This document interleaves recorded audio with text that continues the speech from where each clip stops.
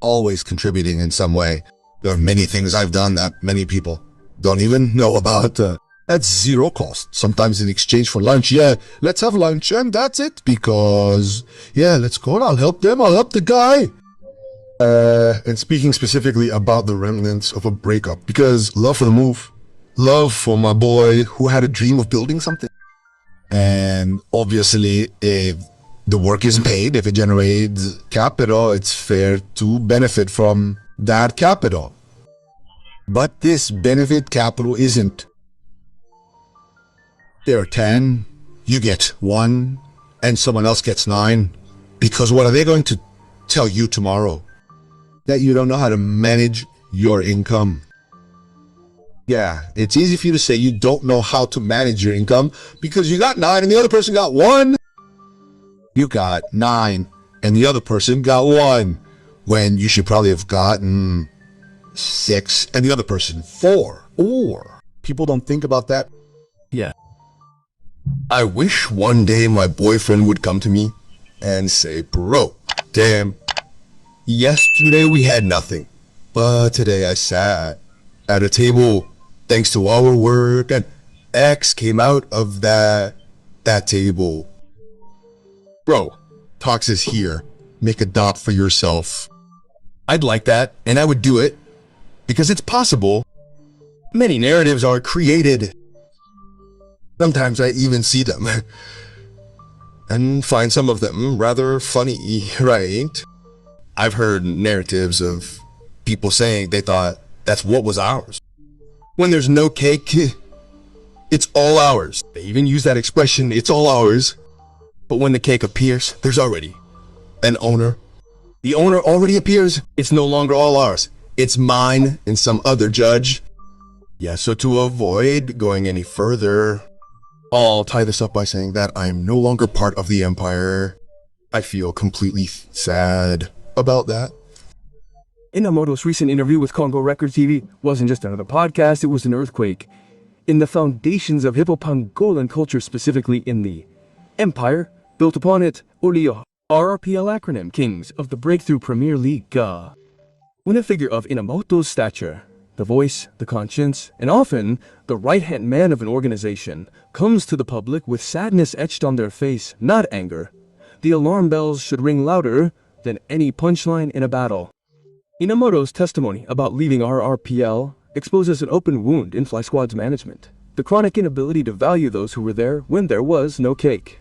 This text is not intended to diminish anyone's legacy, but to call to reason a leader who, in their eagerness to save the world outside, seems to have forgotten to feed their own home to feed. There are many things I've done at zero cost, sometimes in exchange for lunch.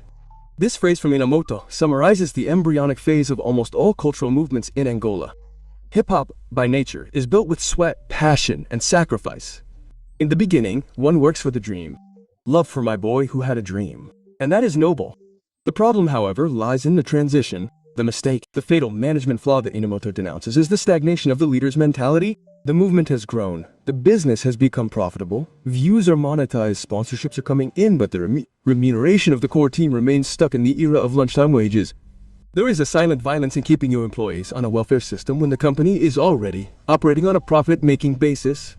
Inamoto didn't ask to become a millionaire overnight. He asked for the dignity of proportionality. When the project ceases to be a hobby and starts generating capital, keeping the team working out of love for the company stops being camaraderie and becomes exploitation. The financial analogy used by Inamoto is devastating in its simplicity and brutal in its truth. There are 10, you get 1, and there are those who get 9. This is not about communism, where everyone earns the same. It's about equity.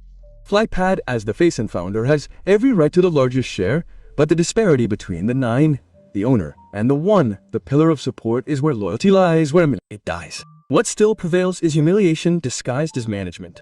When a collaborator receives the crumbs and is then accused of not knowing how to manage their income, we are facing corporate gaslighting.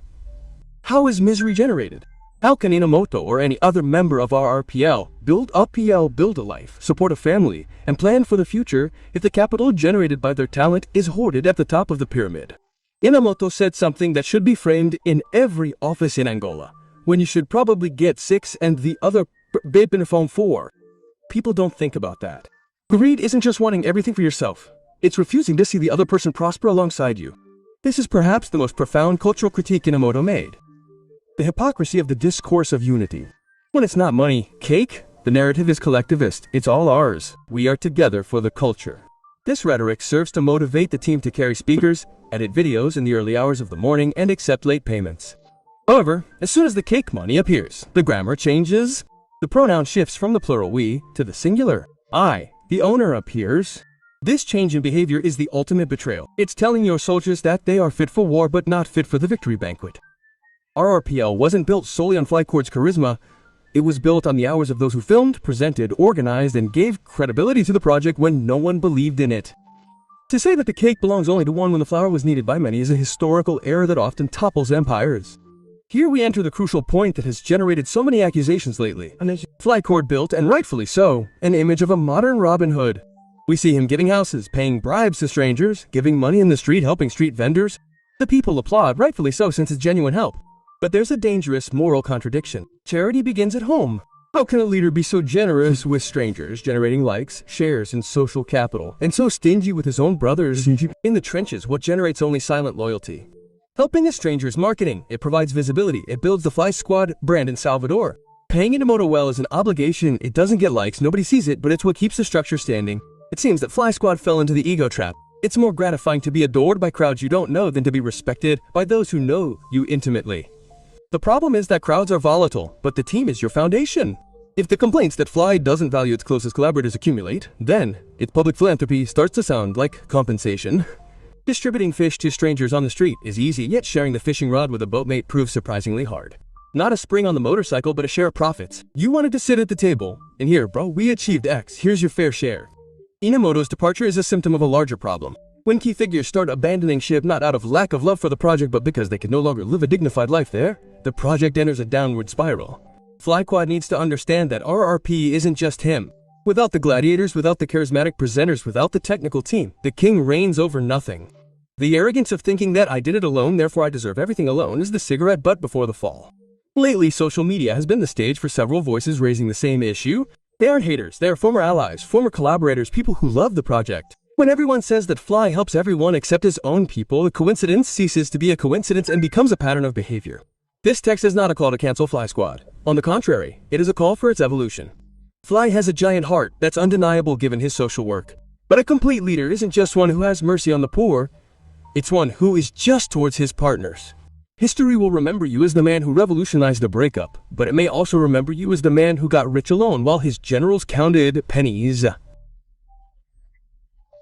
Valuing your people isn't about giving them an allowance, it's about giving them a percentage. It's about treating the business as an emotional and financial joint venture. And now I'm left sad, not angry. And the sadness of a loyal brother hurts more than the anger of an enemy. RRPL needs to recover the essence of, it's all ours, but this time let it also be true when dividing the pie.